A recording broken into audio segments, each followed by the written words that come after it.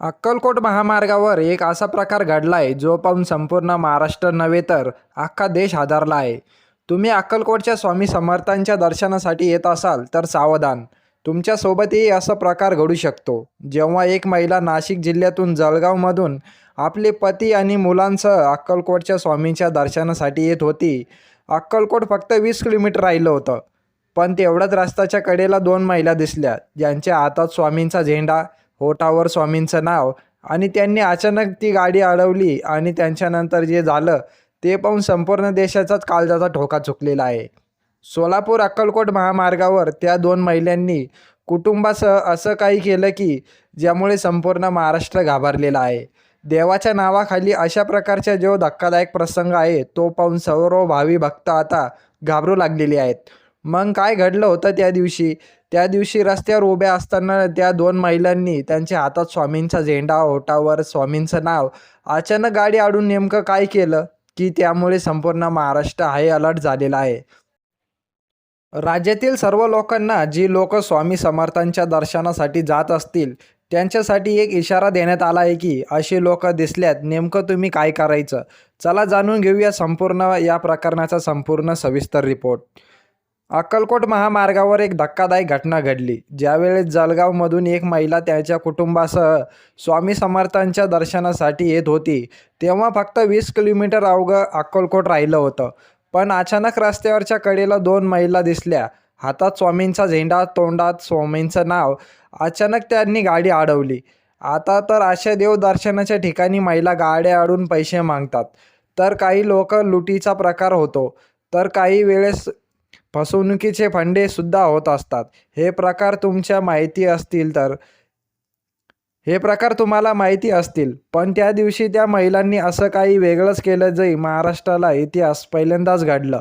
खरं तर श्रद्धेचा बाजार कसा असतो, भाविकांच्या भोळ्या भक्तीचा कसा फायदा उठवायचा असतो, असं नवीनच प्रकार आता आपल्या समोर आलेला आहे.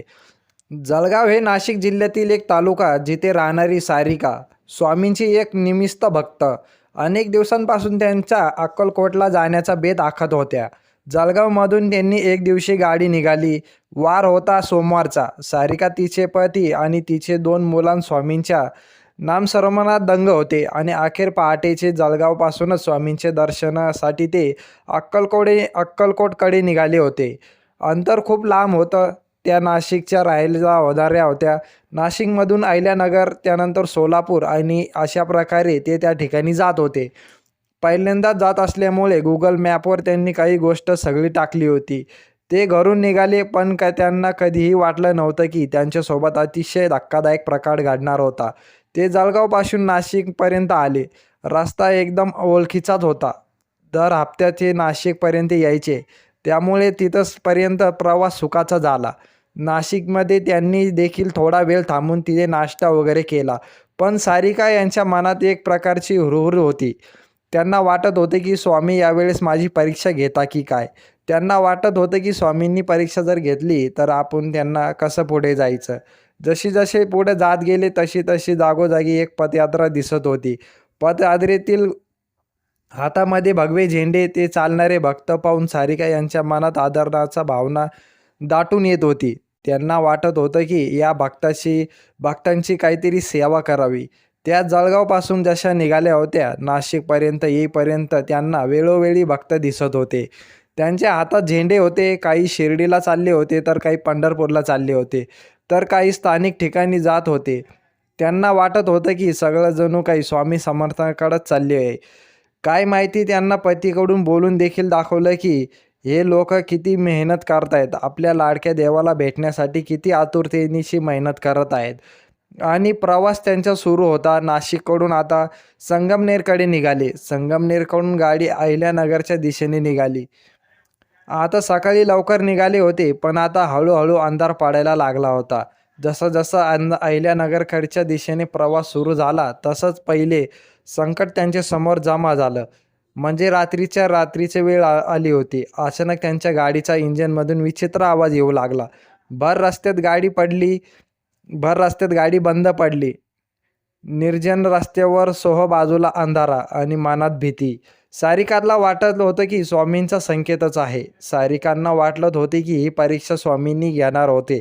पण त्यांना माहिती नव्हतं की सुमारे 12 तासानंतर जेव्हा अक्कलकोट 20 किलोमीटर अंतरावर फक्त राहणार होतं, त्याच वेळेस त्यांनी 2 महिलांची गाडी अडवून त्यांच्यासोबत असा भयंकर प्रकार घडवला होता की ज्यामुळे संपूर्ण महाराष्ट्राचे डोळे उघडणार होते.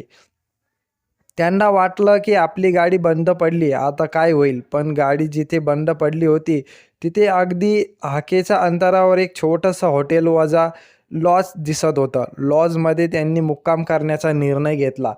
आता त्यावेळेस सारिका आणि त्यांचे मुलं तिथे झोपले. त्यानंतर त्यांनी पती यांनी लॉजवर वाल्याकडून एका मेकॅनिकचा नंबर घेतला. तो मेकॅनिक तिथे आला आणि मेकॅनिकने अगदी चमत्कार करावं की काय, असं अगदी 15 ते 20 मिनिटात जी गाडी अगदी ठीक केली. त्यांना वाटत होतं की गाडीचं इंजन पूर्ण बदलावं लागेल, पण अक्षरशः छोट्याशा स्पार्क प्लगचा इश्यू होता आणि ते मेकॅनिकने 2 मिनिटात क्लिअर केला. सारिकाने देखील योग्य वाटलं स्वामीची परीक्षा होती संपली आता. माहिती नव्हतं पुढे येणाऱ्या 12 तासात त्यांच्यासोबत असं काही धक्कादायक प्रसंग घडणार होता की संपूर्ण महाराष्ट्राचे डोळे उघडणार होते. त्या सकाळी लवकर उठल्या आणि त्यांनी रस्त्यावर चालत असताना पाहिलं की काही लोक पुन्हा झेंडे घेऊन निघाले होते. रात्रीच्या वेळ त्यांनी वाटलं की झेंडे घेऊन निघणारे लोक आता लॉज समोरच बसलेले होते की काय. लोक काहीतरी आपल्या ठिकाणी रेखी करत आहेत.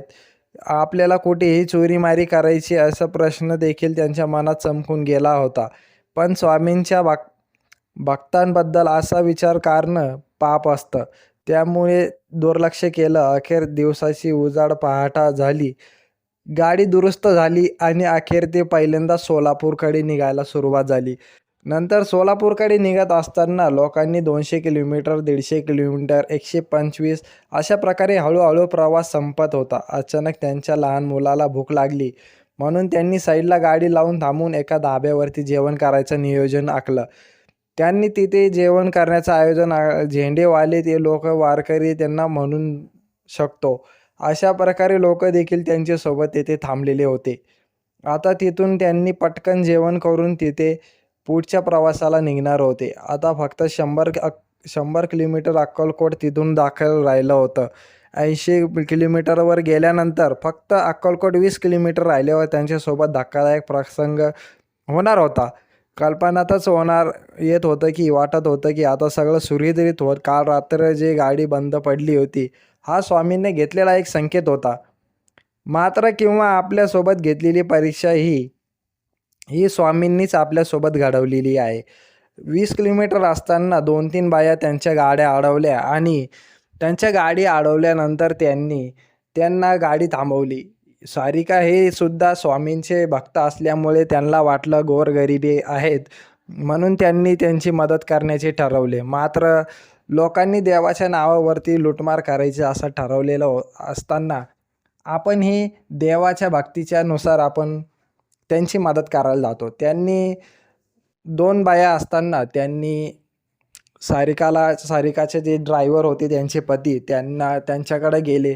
त्यांना बोलण्यामध्ये बिझी केले आणि दुसऱ्या बायाने इकडून येऊन काचेतून त्यांची बॅग हिसकावून घेऊन पळण्याचा विचार केला. त्यांनी बॅग हिसकावून घेऊन पळून जात असताना त्यांनी अचानक बघितलं की त्या महिलेने आपली बॅग घेऊन हिसकावून पळलेली आहे.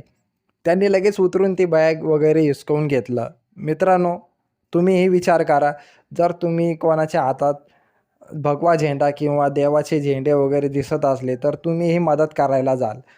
पण मित्रांनो, एक गोष्ट मदत करण्याच्या अगोदर एक गोष्ट लक्षात ठेवा, तुम्ही स्वतःची काळजी घेतली पाहिजे. कोणी तुमच्यासोबत लूटमार नाही झाली पाहिजे.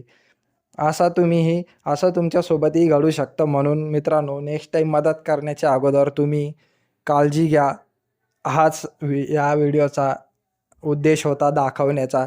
तर मित्रांनो, पुढच्या वेळेस कुठेही जात असताना, मदत करत असताना थोडंसं काळजी घ्या. श्री स्वामी समर्थ मित्रांनो, भेटूया पुढच्या व्हिडिओमध्ये. धन्यवाद.